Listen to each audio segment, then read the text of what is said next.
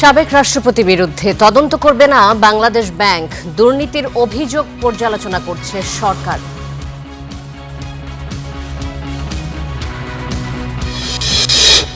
সেনাবাহিনীতে পদোন্নতি ব্যক্তিগত রাজনৈতিক বিবেচনায় নয়, শুধু যোগ্যদেরই সুযোগ, জানালেন প্রধানমন্ত্রী।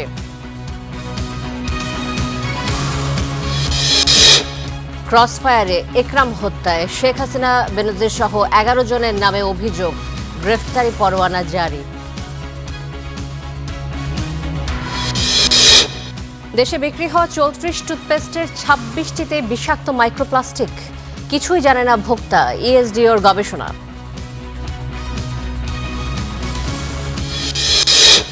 গ্যাস সংকটে দুর্ভোগ বাড়ছে বাসাবাড়ি ও ফিলিং স্টেশনে, 4-5 দিনে এলএনজি টার্মিনাল মেরামতের আশ্বাস। চট্টগ্রামে 20 লাখ টাকা চাঁদা না পেয়ে ব্যবসায়ীর বাড়ি ভাঙচুর, ককটেল হামলা, নির্মাণ শ্রমিককে কুপিয়ে জখম। মধ্যপ্রাচ্য যুদ্ধে 200 সেনা হারিয়েছে যুক্তরাষ্ট্র, সমরাস্ত্র ফুরিয়ে আসায় রণভঙ্গ দাবি ইরানের, ভিন্ন কথা বলছেন ট্রাম্প। শুভেচ্ছা স্টার নিউজ প্রাইমের সঙ্গে আমি শান্তা শারলিন। দেখছিলেন শিরোনাম, এবার বিস্তারিত। ইসলামী ব্যাংকের শেয়ার জালিয়াতি ও অর্থ আত্মসাতের মামলার আসামি হলেও সদ্য সাবেক রাষ্ট্রপতি মোহাম্মদ শাহাবুদ্দিনের বিরুদ্ধে কোনো তদন্ত করবে না বাংলাদেশ ব্যাংক। সংস্থাটি বলছে, ব্যাংকের নিয়ন্ত্রণকারী সংস্থা হিসেবে কোনো ব্যক্তির বিরুদ্ধে তদন্ত করার সুযোগ নেই। তবে কোনো ব্যাংকের অনিয়ম অনুসন্ধানে কারো না মেলে আইন অনুযায়ী ব্যবস্থা নেওয়া হবে। 2017 সালে ইসলামী ব্যাংক দখলে নেয় চট্টগ্রাম ভিত্তিক শিল্প গ্রুপ এসালম। আর্থিক গোয়েন্দা বিএফআইউর প্রতিবেদন বলছে, ব্যাংকটির মালিকানায় আসতে অন্তত 24টি কোম্পানির নামে কেনা হয় শেয়ার। এমন একটি প্রতিষ্ঠান জেএমসি বিল্ডার্স, যার চেয়ারম্যান এসালমের ছেলে আহসানুল আলম। সদ্যবিদায়ী রাষ্ট্রপতি মোহাম্মদ শাহাবুদ্দিন এসালমের মালিকানাধীন জেএমসি বিল্ডার্সের হয়ে ইসলামী ব্যাংকের মনোনীত পরিচালক ছিলেন। পরে ব্যাংকটির ভাইস চেয়ারম্যানের দায়িত্ব পালন করেন। রাষ্ট্রপতির দায়িত্ব নেওয়ার আগ পর্যন্ত তিনি ইসলামী ব্যাংকে থাকাকালে এসালম গ্রুপ ব্যাংকটি থেকে ঋণের নামে 80,000 কোটি টাকার বেশি লুটপাট করে। 24-এর গণঅভ্যুত্থানের পর শেয়ার জালিয়াতি ও অর্থ আত্মসাতের অভিযোগে মামলা করে ইসলামী ব্যাংক। সেই মামলায় এসালমের পাশাপাশি আসামি করা হয় মোহাম্মদ শাহাবুদ্দিনকেও। তবে কেন্দ্রীয় ব্যাংক বলছে, সদ্য বিদায়ী রাষ্ট্রপতির বিরুদ্ধে কোনো তদন্ত করবে না সংস্থাটি। রাষ্ট্রের সর্বোচ্চ উনি 1 নম্বর ব্যক্তি ছিলেন, রাষ্ট্রের সংবিধান অনুযায়ী, এবং এই ধরনের সংবেদনশীল বিষয়গুলো আসলে বিধি মোতাবেক যখন অ্যাড্রেস করার প্রয়োজন তখনই করা হবে। এটা আলাদা করে বাংলাদেশ ব্যাংক কোনো বিশেষ প্রায়োরিটি দিচ্ছে বা কোনো টার্গেট নিয়ে কোনো কাজ করতেছে, এরকম হওয়ার সুযোগ নেই। তবে কোনো ব্যাংকের অনিয়মে ব্যক্তির নাম আসলে তা আইন অনুযায়ী ব্যবস্থা নেওয়া হবে বলে জানায় বাংলাদেশ ব্যাংক। আমরা ব্যাংকগুলোকে ইন্সপেকশন করি, সেখানে অনিয়ম পেলে সেগুলো তুলে ধরি, বিধি মোতাবেক ব্যবস্থা গ্রহণ করার জন্য বলি। যারা দায়ী, এর মধ্যে কারো ম্যানেজমেন্ট লেভেলে কারো সম্পৃক্ত আছে কিনা, পর্ষদে কারণে সম্পৃক্ত আছে না, এগুলো ব্যাংক আমরা আইডেন্টিফাই করি। ব্যাংক নিজেরাও ইন্টারনাল অডিটের মাধ্যমে আইডেন্টিফাই করে, এক্সটার্নাল অডিট হয়। এইসব ফাইন্ডিংসের মাধ্যমে তুলে ধরা হয় যে এই ধরনের অনিয়ম বা বিচ্যুতির জন্য কারা দায়ী, তার জন্য বিধি মোতাবেক যে শাস্তিমূলক ব্যবস্থা হওয়ার। এদিকে জুলাই গণহত্যা সহ আওয়ামী শাসনামলে গুম নির্যাতনের ঘটনায় সদ্যবিদায়ী রাষ্ট্রপতির ভূমিকা তদন্তের দাবি জানিয়ে আন্তর্জাতিক অপরাধ ট্রাইব্যুনালে অভিযোগ দিয়েছে Rashtra Sanglap forum SDF. Waled Sakib, star news, Dhaka. এদিকে বিদায়ী রাষ্ট্রপতির বিরুদ্ধে কোনো অভিযোগ থাকলে তা আইন অনুযায়ী দেখা হবে। তবে যেসব অভিযোগ তোলা হচ্ছে সেগুলোর মধ্যে আমলে নেয়ার মতো কোনো বক্তব্য নেই, একথা বলেছেন স্বরাষ্ট্রমন্ত্রী। এছাড়া মতিঝিলে আমরা দেখেছি যে মতিঝিলে রথযাত্রার সঙ্গে কোনো সম্পর্ক নেই বলেও জানিয়েছেন তিনি, এবং মতিঝিলে যে বোমা পাওয়া গেছে সেটি নিয়ে তদন্ত হচ্ছে। তবে এ সম্পর্কে আরও বিস্তারিত বেশ কিছু তথ্য জানিয়েছেন, দেখে নেব রিপোর্টে। সাহসিকতার স্বীকৃতি পেল পুলিশ, 9 সদস্যকে সম্মাননা জানালো স্বরাষ্ট্র মন্ত্রণালয়। এ সময় তাদের প্রশংসা করে স্বরাষ্ট্রমন্ত্রী জানান, রথযাত্রার দিন মতিঝিলের বোমা পাওয়া কাকতালীয়। যে পুলিশ সদস্যরা এটি শনাক্ত করেছেন তাদের পুরস্কৃত করা হবে। ইলেকট্রনিক ডিভাইসটা ইমপ্রুভড, সেটা ঘটনাক্রমে বা কাকতালীয়ভাবে ওই দিন পাওয়া যায়। পুলিশ সদস্যদের জানায় কর্মরত, তারা সেটা বেষ্টনে দিয়ে রাখে এবং আমাদের বোম ডিসপোজাল ইউনিট গিয়ে সেটা ডিসপোজ অফ করে। এটা আমাদের সবসময় প্রস্তুতি থাকে, কিন্তু ঘটনাক্রমে এবং সময়টা ওই দিন হওয়াতে আপনি কাকতালীয়ভাবে মিলাচ্ছেন তার সাথে, এটার সাথে কোনো মিল আছে বলে আমি মনে করি না। পরে সদ্য সাবেক রাষ্ট্রপতি প্রসঙ্গে বলেন, তার বিরুদ্ধে যারা বক্তব্য দিচ্ছে সেটি তাদের ব্যক্তিগত অধিকার, কোনো অভিযোগ থাকলে সেটি আইন অনুযায়ী দেখা হবে। সেটা আছে, বিভিন্ন রাজনৈতিক দল, বিরোধী দলের পক্ষ থেকে এনসিপি এবং অন্যান্যরা তার বিরুদ্ধে কিছু অভিযোগ উত্থাপন করছে, সেটা করতে পারে, কিন্তু আমরা আমলে নেওয়ার মতো কোনো বক্তব্য ওখানে নাই। সেই সময় দায়িত্ব পালনকালীন সময়ে তার বিরুদ্ধে কি কোনো অভিযোগ কেউ দিয়েছিল? না, দিয়ে থাকলে সেটা তখনকার সময়ে যদি কোনো কিছু রেকর্ড করে থাকে সেটা তখনকার বিষয়, সেটা বিধিবিধান অনুসারে চলবে, আইন অনুসারে চলবে। না, সাবেক রাষ্ট্রপতি হিসাবে তিনি আইন অনুযায়ী যা সুযোগ পাবেন সেটা অবশ্যই পাবেন। আওয়ামী লীগ ক্ষমতায় টিকে থাকতে পুলিশকে ব্যবহার করেছে অভিযোগ করে স্বরাষ্ট্রমন্ত্রী আরও জানান, সাবেক আইজিপি বেনজির আহমেদকে ফিরিয়ে আনতে সরকার জোর চেষ্টা চালাচ্ছে। আপনারা জানেন যে আমরা জোর প্রচেষ্টা চালিয়ে যাচ্ছি, তারা আবার কিছু তথ্য জানতে চেয়েছেন, সেই তথ্যগুলো আমরা পাঠাচ্ছি। Mahmudul Hasan, star news, Dhaka. আইনমন্ত্রী মোহাম্মদ আসাদুজ্জামান জানিয়েছেন যে মোহাম্মদ শাহাবুদ্দিনের বিদেশ যাত্রায় কোনো আইনি বাধা আছে কিনা তা সংশ্লিষ্ট মন্ত্রণালয় দেখবে। পাশাপাশি রাষ্ট্রপতি নির্বাচন সাংবিধানিক নিয়মেই হবে বলেও জানান তিনি। সকালে চট্টগ্রামে আইনজীবী সমিতির প্রশিক্ষণ কর্মশালায় অংশ নিয়ে এসব কথা বলেন মন্ত্রী। চট্টগ্রাম জেলা আইনজীবী সমিতির 5 দিনব্যাপী প্রশিক্ষণ কর্মশালা সকালে উদ্বোধনী অনুষ্ঠানে যোগ দেন আইনমন্ত্রী। কর্মশালায় অংশ নেন 1000-এর বেশি নবাগত আইনজীবী। তাদের সততা, শৃঙ্খলা এবং আইনের শাসন প্রতিষ্ঠায় ভূমিকা রাখার আহ্বান জানান আইনমন্ত্রী। আপনার বুকে যে মেধা, সাহস এবং জ্ঞান গরিমা আপনি অর্জন করেছেন, সেই জ্ঞান গরিমার ফলেই আজকে আপনি 1054 জনের একজন। আমাদের কাছে কিন্তু আমাদের প্রত্যাশা অনেক। একজন আইনজীবী হওয়া মানে আপনার অনেক দায়িত্ব বেড়ে গেছে। সাংবাদিকদের প্রশ্নের জবাবে আইনমন্ত্রী বলেন, রাষ্ট্রপতি নির্বাচন সাংবিধানিক প্রক্রিয়া অনুসারেই হবে। মোহাম্মদ শাহাবুদ্দিনের বিদেশ গমনে কোনো আইনি বাধা কিংবা নিষেধাজ্ঞা আছে কিনা তা সংশ্লিষ্ট মন্ত্রণালয় দেখবে বলেও জানান তিনি। সবকিছু যাচাই বাছাই করে সঠিক সময়ে সঠিক সিদ্ধান্তটা নেবেন, এতটুকু ভরসা সরকার প্রধান এবং আমাদের উপরে আপনাদের রাখতে হবে। সুতরাং বিষয়টা আমরা পরীক্ষা নিরীক্ষা করে কি করণীয় আছে সেটা সরকার যথাসময়ে দেখবে।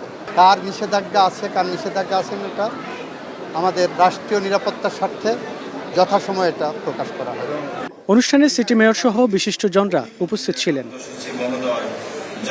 রুকনউদ্দিন, স্টার নিউজ, চট্টগ্রাম। টাই এলো ইনোভার, যেন আপনি লাইফে থাকেন রেডি প্রতিদিন।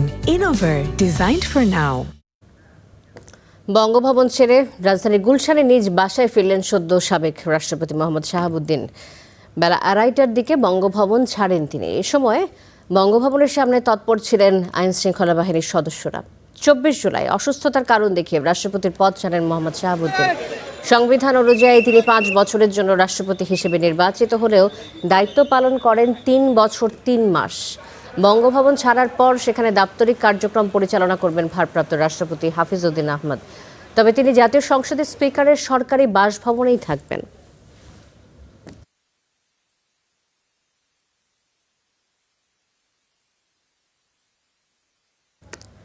জাতীয় স্মৃতিসৌধে 71-এর বীর শহীদদের স্মরণ করলেন ভারপ্রাপ্ত রাষ্ট্রপতি হাফিজউদ্দিন আহমদ। এরপর শ্রদ্ধা জানান শহীদ রাষ্ট্রপতি জিয়াউর রহমান ও প্রয়াত প্রধানমন্ত্রী খালেদা জিয়ার সমাধিতে। এর মাধ্যমে রাষ্ট্রপ্রধানের আনুষ্ঠানিক কার্যক্রম শুরু করলেন হাফিজউদ্দিন আহমদ। দায়িত্ব গ্রহণের পর আনুষ্ঠানিক কার্যক্রম শুরুর আগে 71-এর বীর শহীদদের স্মরণ করলেন ভারপ্রাপ্ত রাষ্ট্রপতি হাফিজউদ্দিন আহমদ। রোববার বেলা 11:30টায় সাভারের জাতীয় স্মৃতিসৌধে শ্রদ্ধা জানান তিনি।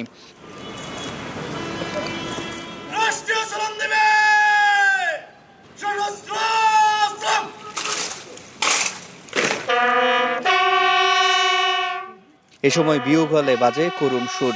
শহীদদের শ্রদ্ধা জানিয়ে কিছুক্ষণ নীরবে দাঁড়িয়ে থাকেন বীর বিক্রম হাফিজউদ্দিন আহমদ।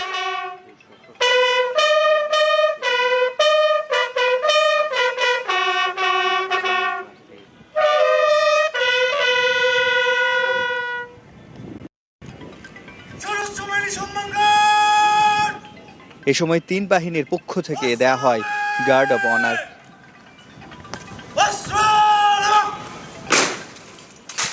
স্মৃতিসৌধের পরিদর্শন বইয়ে স্বাক্ষরও করেন ভারপ্রাপ্ত রাষ্ট্রপতি।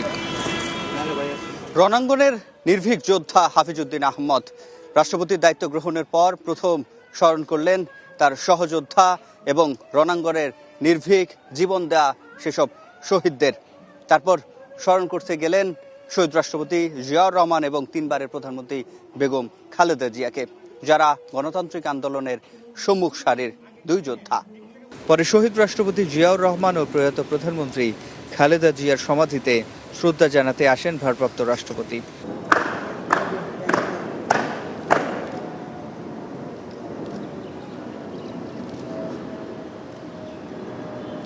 শ্রদ্ধা নিবেদন শেষে সমবেত জনতার অভিবাদনের উত্তর দিয়ে উদ্যান ছাড়েন ভারপ্রাপ্ত রাষ্ট্রপতি। সিফাত শাহরিয়ার, স্টার নিউজ, ঢাকা। বাংলাদেশ কি পেতে যাচ্ছে প্রথম নারী রাষ্ট্রপতি, নাকি দলের প্রবীণ কোনো সদস্যই পাচ্ছেন রাষ্ট্রের সর্বোচ্চ সাংবিধানিক দায়িত্ব? গুঞ্জন আর নানা আলাপের উত্তরে চিফ হুইপের মত, দেশ পরিচালনায় যোগ্য কেউই হচ্ছেন পরবর্তী রাষ্ট্রপতি, আর সেপ্টেম্বরের শুরুতেই হচ্ছে নির্বাচন। সিফাত শাহরিয়ারের প্রতিবেদন দেখুন। মোহাম্মদ শাহাবুদ্দিনের পদত্যাগে রাষ্ট্রপতির দায়িত্বে স্পিকার হাফিজউদ্দিন আহমদ। তবে এই দায়িত্ব কতদিনের, কে হচ্ছেন নতুন রাষ্ট্রপ্রধান, সবখানে এখন সেই আলোচনাই। 54 পেরোনো বাংলাদেশ এখন পর্যন্ত পেয়েছে 22 রাষ্ট্রপতি, তবে তাদের সবাই ছিলেন পুরুষ। রাজনৈতিক অঙ্গনে গুঞ্জন, এবার কি প্রথম নারী রাষ্ট্রপতির দেখা মিলছে? দেশ চালাবার পরিচালনার ক্ষেত্রে, গণতন্ত্র প্রতিষ্ঠার ক্ষেত্রে যাকে দিয়ে সবচেয়ে বেশি কাজ হবে মাননীয় প্রধানমন্ত্রী তাকেই করতে দেবে। এই আলোচনায় মানবাধিকার কর্মী, আমলা, সাবেক উপদেষ্টার পাশাপাশি বরাবরের মতোই শীর্ষে বিএনপির স্থায়ী কমিটির 4 সদস্যের নাম। চিফ হুইপ বলছেন, দলের জন্য নিবেদিত ও গ্রহণযোগ্য যে কেউই আসতে পারেন সর্বোচ্চ সাংবিধানিক পদে, তবে সেটি হবে আলোচনার ভিত্তিতে। দলের সিনিয়র নেতৃবৃন্দ, মাননীয় প্রধানমন্ত্রী এরা বসেই সিদ্ধান্ত গ্রহণ করবেন কাকে রাষ্ট্রপতি বানানো যায়। একজন প্রতিদর্শক মানুষ হতে পারেন, একজন খুব রিনাউন্ড মানুষ হতে পারেন, একজন দলের একজন নিবেদিত প্রাণকর্মী হতে পারেন, একজন দীর্ঘদিনের ত্যাগ তিতিক্ষা আছে, সিনিয়র, সকলে পছন্দ করে এমন মানুষ হতে পারে। Anybody can be. সকল সাথে আলোচনা করেই কেবল সিদ্ধান্ত নেবেন, এটা উনি একক কোনো সিদ্ধান্ত নেবেন। দলের একাধিক সূত্র জানাচ্ছে, সেপ্টেম্বরের শুরুতেই হবে রাষ্ট্রপতি নির্বাচন। স্পিকার ভারপ্রাপ্ত প্রেসিডেন্ট থাকবে until the election in the parliament. Next parliament আমাদের সেপ্টেম্বরের, সেই সময়ে এটা পার্লামেন্টে ভোটে যাবে। তাই জাতীয় সংসদের পরবর্তী অধিবেশন শুরুর আগে স্থায়ী কমিটি ও মন্ত্রিপরিষদ বৈঠকের দিকেই থাকছে সবার চোখ। সিফাত শাহরিয়ার, স্টার নিউজ, ঢাকা। সেনাবাহিনীতে পদোন্নতির ক্ষেত্রে ব্যক্তিগত ও রাজনৈতিক বিবেচনার সুযোগ নেই বলে জানিয়েছেন প্রধানমন্ত্রী তারেক রহমান। বিবেচনায় আনা হবে শুধু যোগ্য কর্মকর্তাদেরই। সকালে সেনা সদর নির্বাচনী পর্ষদের উদ্বোধন করে একথা জানান তিনি বলেন যে আধুনিক এবং প্রযুক্তি নির্ভর সেনাবাহিনী গড়ে তুলতে সরকার বদ্ধপরিকর। সেনা সদর নির্বাচনী পর্ষদের অনুষ্ঠানে সেনানিবাসে প্রধানমন্ত্রী। এ সময় তাকে স্বাগত জানান সেনা প্রধান ও চিফ অব জেনারেল স্টাফ। পরে নিজ বক্তব্যে প্রধানমন্ত্রী জানান, পদোন্নতির ক্ষেত্রে কোনো ব্যক্তিগত বা রাজনৈতিক বিবেচনার সুযোগ নেই, বিবেচনায় আনা হবে যোগ্য কর্মকর্তাদেরই। এ সময় স্বাধীনতা, সার্বভৌমত্ব রক্ষা ছাড়াও অভ্যন্তরীণ শৃঙ্খলা ও দুর্যোগ মোকাবেলায় সেনাবাহিনীর বেসামরিক প্রশাসনকে সহায়তার প্রশংসাও করেন তিনি। এছাড়াও পার্বত্য চট্টগ্রামে হতাহত সেনা সদস্যদের প্রতি শ্রদ্ধাও জানান সরকার প্রধান। সিফাত শাহরিয়ার, স্টার নিউজ, ঢাকা। কক্সবাজারে ক্রসফায়ারে কাউন্সিলর একরামুল হত্যায় শেখ হাসিনা সহ 11 জনের বিরুদ্ধে তদন্ত প্রতিবেদন জমা দেওয়া হয়েছে। আর জুলাই অভ্যুত্থানে শিক্ষার্থী ইয়ামিন হত্যায় 19 জনের বিরুদ্ধে অভিযোগ দাখিল করেছে প্রসিকিউশন।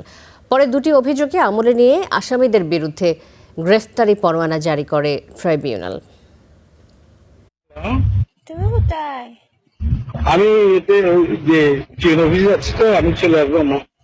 2018 সালে ক্রসফায়ারে মৃত্যুর ঠিক আগ মুহূর্তে নিজের মেয়ের সঙ্গে এভাবেই কথা বলছিলেন কক্সবাজারের কাউন্সিলর একরামুল হক। সেই মৃত্যুর পর সারা দেশে বয়ে যায় সমালোচনার ঝড়, র্যাবের উপর আসে মার্কিন নিষেধাজ্ঞা। 5 আগস্টের পর এ অভিযোগে তদন্তে নামে ট্রাইব্যুনালের তদন্ত সংস্থা। রোববার সেই তদন্ত প্রতিবেদনই দাখিল করল প্রসিকিউশন। তাতে প্রধান আসামি শেখ হাসিনা। আসামিদের তালিকায় রয়েছেন আসাদুজ্জামান খান, ওবায়দুল কাদের, আব্দুর রহমান বদি, বেনজির আহমেদ সহ র্যাবে কর্মরত 6 সেনা কর্মকর্তা। পরে এ অভিযোগ আমলে নিয়ে শেখ হাসিনা সহ 8 জনের নামে গ্রেপ্তারি পরোয়ানা জারি করেন ট্রাইব্যুনাল। ট্রাইব্যুনাল অভিযোগ আমলে নিয়েছেন এবং আমাদের প্রেয়ার অনুযায়ী যারা ইতিমধ্যে গ্রেফতার আছে তাদেরকে এই মামলায় সনেরেস্ট করেছেন, যারা পলাতক আছে তাদের বিরুদ্ধে গ্রেফতারি পরোয়ানা দিয়েছেন এবং আগামী 25/8/26 তারিখে এটি পরবর্তী এই প্রতিবেদন মানে এক্সিকিউশন রিপোর্টের জন্য দিন ধার্য করেছেন। এদিকে জুলাই আন্দোলনের সময় সাভারে এপিসি থেকে ফেলে আসহাবুল ইয়ামিনকে হত্যায় 19 জনের বিরুদ্ধে অভিযোগ আমলে নিয়েছেন ট্রাইব্যুনাল। একই সঙ্গে গ্রেপ্তারি পরোয়ানা জারি হয়েছে সাবেক এমপি সাইফুল সহ 13 জনের বিরুদ্ধে। আসহাবুল ইয়ামিন আপনারা সকলে তার নাম জানেন, যাকে একটা এপিসিতে গুলি করে উপর থেকে ফেলে দেওয়া হয়েছিল। এই ঘটনার পরিপ্রেক্ষিতে আজকে আমরা ফর্মাল চার্জ দিয়েছি। সেখানে আমরা 19 জন আসামির বিরুদ্ধে ফর্মাল চার্জ দিয়েছি। এছাড়া গুমের মামলায় সাবেক সেনা কর্মকর্তা জিয়াউল আহসানের বিরুদ্ধে সাক্ষ্য দেন সাবেক আরেক সেনা কর্মকর্তা। একই সাথে ওবায়দুল কাদেরের মামলায় সাক্ষ্য দিয়েছেন সাংবাদিক আশরাফ কায়সার। ইমন মাহমুদ, স্টার নিউজ, ঢাকা। জুলাই হত্যাযজ্ঞে আইন বহির্ভূতভাবে মারণাস্ত্র ব্যবহারে জাতিসংঘের নীতিমালার লঙ্ঘন দেখছেন বিশ্লেষকরা। আন্দোলন দমনে কোনোভাবেই আইনশৃঙ্খলা বাহিনী এই অস্ত্র ব্যবহার করতে পারে না দাবি তাদের। 24 জুলাই আগস্টে ব্যবহৃত এসব মারণাস্ত্রের তথ্য উপাত্ত ট্রাইব্যুনালের নথিতে স্পষ্ট। সাব্বির আহমেদের রিপোর্ট দেখুন।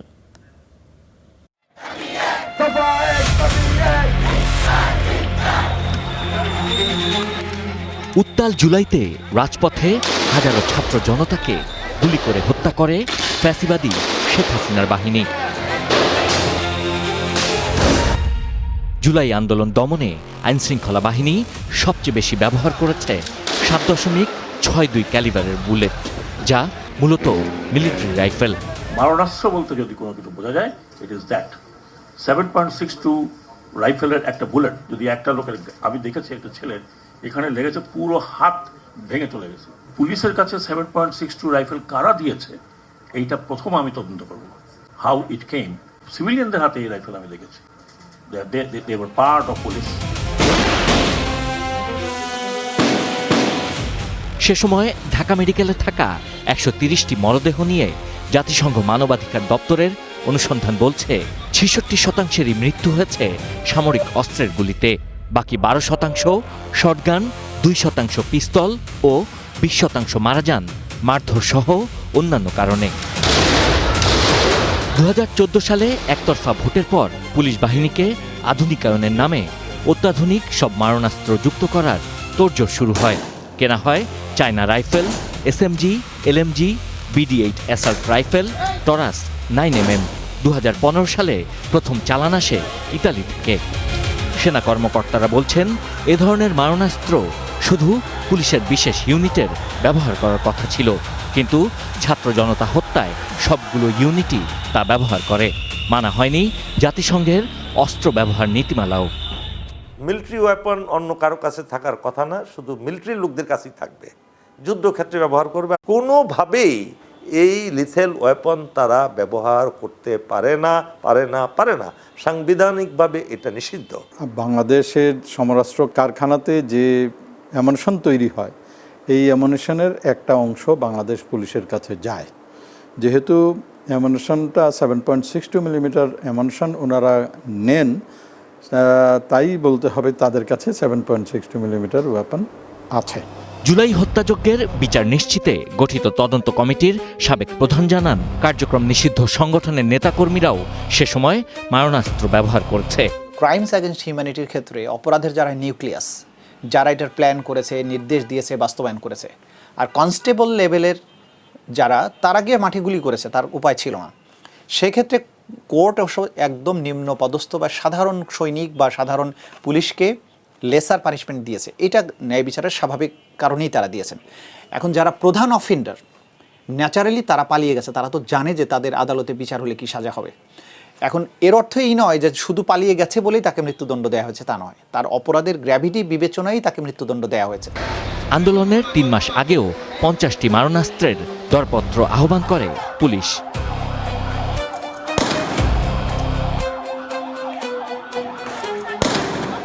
Sabbir Ahmed, star news, Dhaka. ট্রাইব্যুনালে নতুন করে ২৭ সাংস্কৃতিক ও গণমাধ্যম ব্যক্তিত্বের নামে অভিযোগ দেওয়া হয়েছে। চিফ প্রসিকিউটরের কাছে অভিযোগটি দেন রাষ্ট্র সংলাপ ফোরামের সদস্য সচিব আল নূর মোহাম্মদ আয়াস। জুলাই গণ অভ্যুত্থান, মানবতা বিরোধী অপরাধ, গণহত্যায় প্ররোচনা, সহযোগিতা ও সংশ্লিষ্টতার অভিযোগ আনা হয়েছে ওই ২৭ জনের বিরুদ্ধে। অভিযুক্তদের মধ্যে রয়েছেন চিত্রনায়ক ফেরদৌস, রিয়াজ আহমেদ, জায়েদ খান, আফরোজ শাওন, রোকেয়া প্রাচী, শমী কায়সার ও মাহিয়া মাহির নাম। এছাড়াও অভিযুক্ত করা হয়েছে সাবেক মন্ত্রী আসাদুজ্জামান নূর, টিভি উপস্থাপিকা সোমা ইসলাম ও সাংবাদিক Anis আলমগীরকে।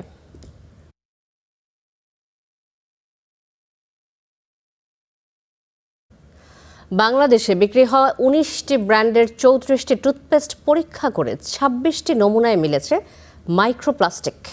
Environment and social development organisation ESDOর গবেষণায় উঠে এসেছে এমন উদ্বেগজনক তথ্য।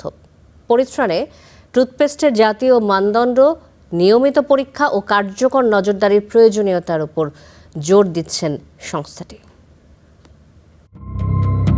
প্রতিদিন সকালে ঘুম থেকে উঠেই দাঁত ব্রাশ করেন সবাই, কিন্তু যে টুথপেস্ট দিয়ে দাঁত পরিষ্কার করেন তাতেই পাওয়া গেল মাইক্রোপ্লাস্টিক। দেশের বাজারে বিক্রি হওয়া টুথপেস্ট নিয়ে প্রথমবারের মতো করা এক গবেষণায় উঠে এসেছে এমনই ভয়ানক তথ্য। পরিবেশ ও সামাজিক উন্নয়ন সংস্থা ESDOর গবেষণা বলছে, পরীক্ষা করা প্রতি 4টি টুথপেস্টের 3টিতেই মিলছে মাইক্রোপ্লাস্টিক। রোববার রাজধানীর লালমাটিয়ায় নিজস্ব কার্যালয়ে আয়োজিত সংবাদ সম্মেলনে মাইক্রোপ্লাস্টিক ইন টুথপেস্ট শীর্ষক গবেষণার ফল প্রকাশ করে ESDO। প্রতি 100 গ্রাম টুথপেস্টে পাওয়া গেছে 20 থেকে সর্বোচ্চ 320টি পর্যন্ত মাইক্রোপ্লাস্টিক কণা।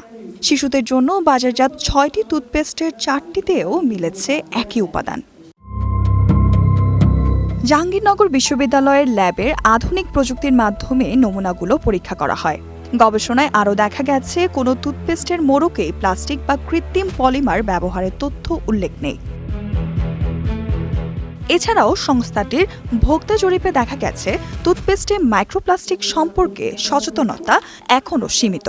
অংশগ্রহণকারীদের 41.9% বলছে তারা আগে কখনো মাইক্রোপ্লাস্টিকের বিষয়ে শোনেনি। সবার আগে আমাদের কাজ করতে ডেন্টাল সার্জন, আমরা যারা বলি কোন টুথপেস্টটি ভালো, আমরাই বলে দিই দেশি মেডিপ্লাস খুব ভালো, আমিও বলে দিই, আমি মনে করি বিদেশি দেশ, কিন্তু আজকে যা দেখলাম এই মেডিপ্লাসের ভিতরে কত পরিমাণ মাইক্রোপ্লাস্টিক আছে। টুথপেস্ট এবং টুথ পাউডার স্ট্যান্ডার্ডের মধ্যে কি কি ইনগ্রেডিয়েন্ট ইউজ করতে পারবে অ্যাড্রেসিং এজেন্ট হিসেবে সেটা উল্লেখ করে দিয়েছি। এখন যেহেতু তারা এর বাহিরেও মাইক্রোপ্লাস্টিক দিয়ে দিচ্ছে, সেহেতু আমরা টেবিলের মধ্যে অ্যাড করে দেবো, খুব দ্রুতই অ্যাড করে দেবো। এস্টোর দাবি, এই গবেষণার উদ্দেশ্য কোনো নির্দিষ্ট ব্র্যান্ডকে দায়ী করা নয়, বরং দেশের টুথপেস্ট মাইক্রোপ্লাস্টিক নিয়ে জাতীয় মানদণ্ড, নিয়মিত পরীক্ষা ও কার্যকর নজরদারির প্রয়োজনীয়তা তুলে ধরা। গভর্নমেন্টস অবশ্যই ইনিশিয়েটিভ গভর্নমেন্টকে নিতে হয়, but government response to the needs of the people.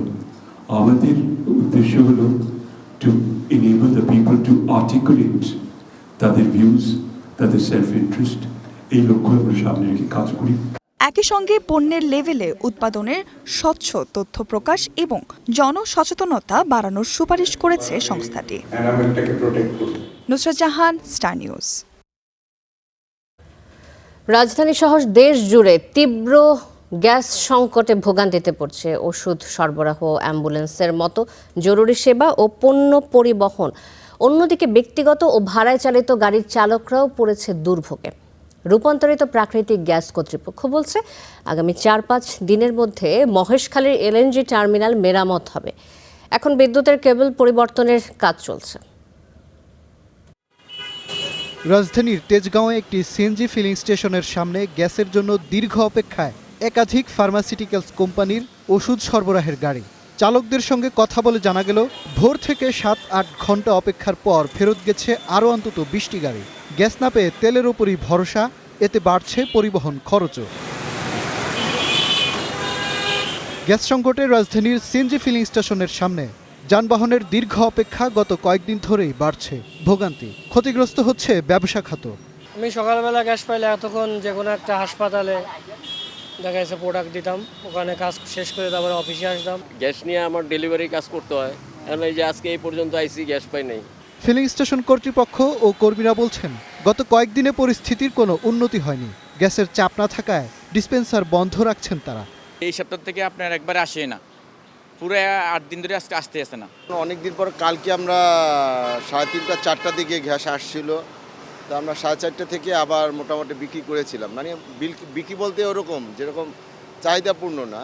এদিকে রূপান্তরিত প্রাকৃতিক গ্যাস কর্তৃপক্ষ আরপিজিসিএল এর এলএনজি টার্মিনালের দায়িত্বরত কর্মকর্তা জানান, ক্ষতিগ্রস্ত বৈদ্যুতিক কেবল পরিবর্তনে কাজ করছে কয়েকটি দেশের বিশেষজ্ঞরা। সময় লাগবে আরও 4-5 দিন। রোমানিয়া, সিঙ্গাপুর এক্সপার্টসে প্রায় 5-7 জন ওনারা কাজ করতেছেন। এই যে ম্যাক্সিমাম 4-5 দিন ধরে রাখেন, কেবলগুলো নষ্ট হয়ে গেছে, কেবলগুলো রিপ্লেস করতে হবে। ক্ষতিগ্রস্ত এক্সিলারেট এলএনজি টার্মিনাল থেকে স্বাভাবিক সময়ে প্রতিদিন সরবরাহ হয় 45 কোটি ঘনফুট গ্যাস। এর মধ্যে সংকটকালীন সময় তিতাস গ্যাসের আওতাধীন গ্রাহকের মাঝে সরবরাহ কমেছে 20 কোটি ঘনফুটের বেশি। মাজহার মাহবুব, স্টার নিউজ, ঢাকা। চট্টগ্রামে 20 লাখ টাকা চাঁদা না পেয়ে এক ব্যবসায়ীর বাড়িতে ভাঙচুর ও ককটেল হামলা চালানো হয়েছে। কুপিয়ে জখম করা হয়েছে এক নির্মাণ শ্রমিককে। সকালে পাহাড়তলির দিঘিরপাড় ভাটিয়ারির লিংক রোড এলাকায় এই ধরনের ঘটনাটি ঘটে। ভুক্তভোগী ব্যবসায়ী জসিমউদ্দিন জানান যে এলাকাটিতে 10তলা ভবনের নির্মাণ কাজ শুরুর পর থেকে একটি বিদেশি নম্বর থেকে তার কাছে 20 লাখ টাকা চাঁদা দাবি করা হচ্ছিল। দিতে অস্বীকৃতি জানালে তাকে হত্যার হুমকিও দেওয়া হয়। এরই জেরে হামলা চালানো হয় নির্মাণাধীন ওই ভবনটিতে। এই ঘটনায় সিসিটিভি ফুটেজ দেখে জড়িতদের শনাক্তের চেষ্টা চালাচ্ছে পুলিশ।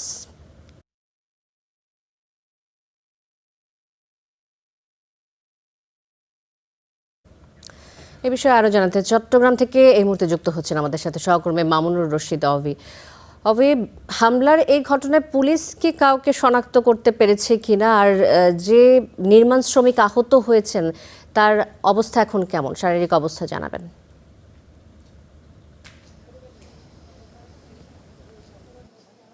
শান্তা, এখন পর্যন্ত কাউকে গ্রেফতার করতে পারেনি এবং পুলিশ বলছেন যে সিসিটিভি ফুটেজ দেখে তারা শনাক্ত করার চেষ্টা করছেন এবং তাদের অভিযান অব্যাহত রয়েছে।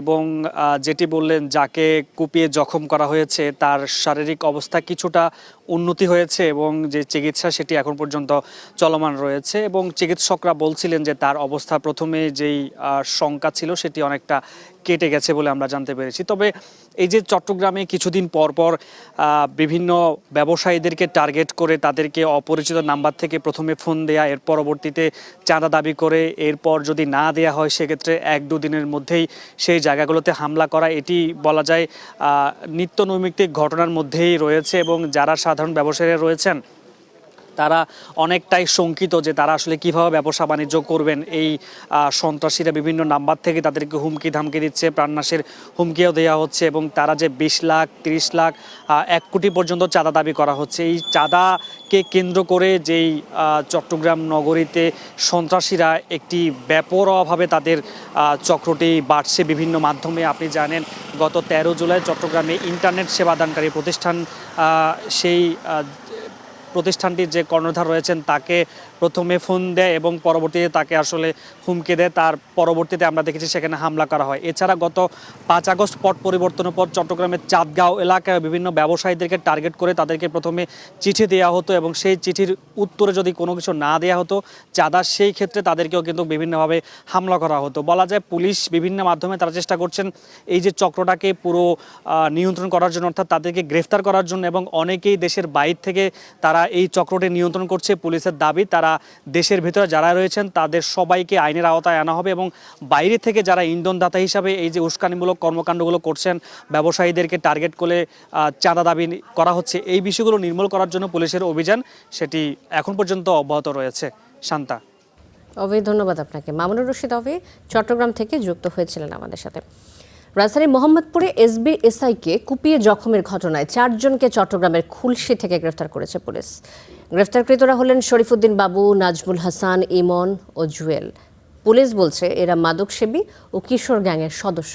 গেল 23 জুলাই রাতে কাদেরাবাদ হাউজিং এলাকায় পুলিশের বিশেষ শাখা এসবিতে কর্মরত এসআই ওসমান গনিকে কুপিয়ে জখম করে কিশোর গ্যাংয়ের সদস্যরা।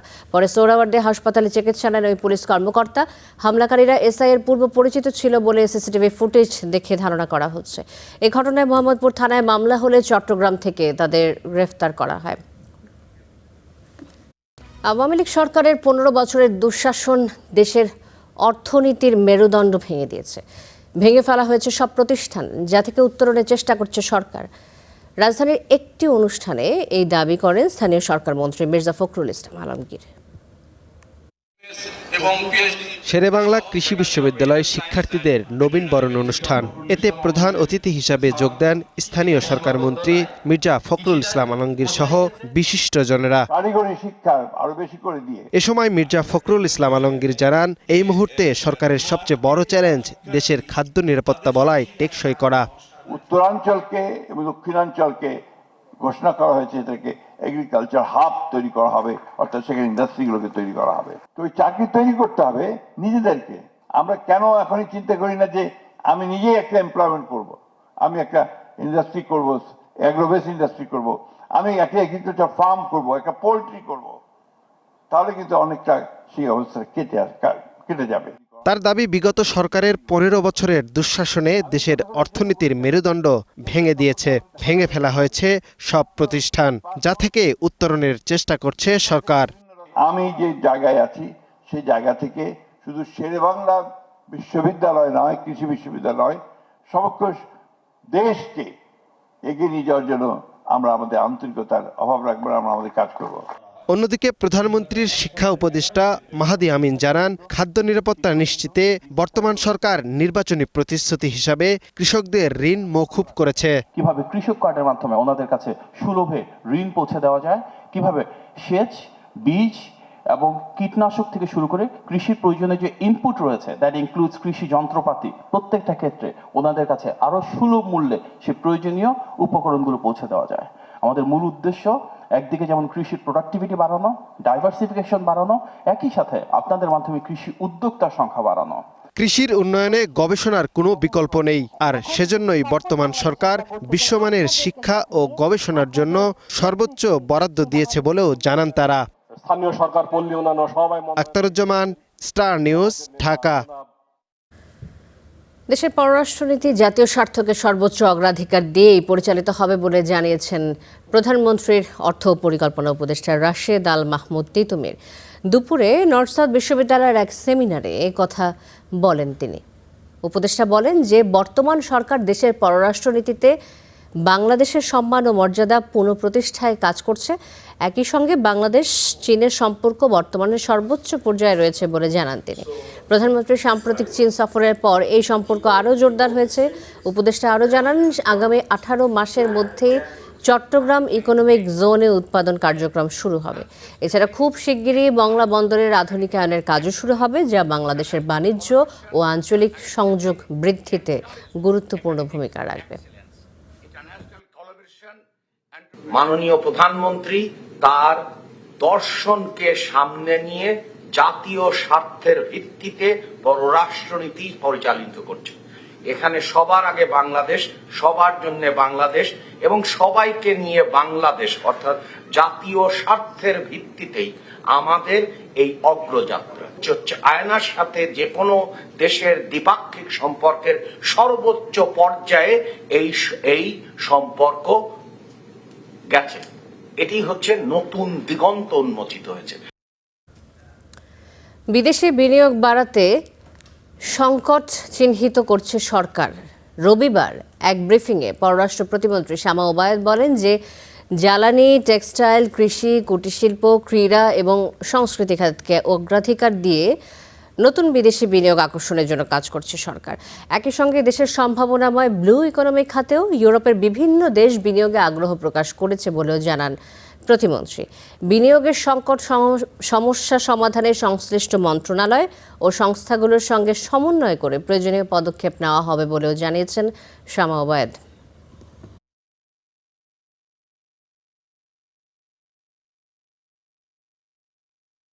ইনভেস্টমেন্ট তো আর দিনক্ষণ 4 থেকে ইনভেস্টমেন্ট হবে না, ইনভেস্টমেন্ট প্রসেস অলরেডি চলছে।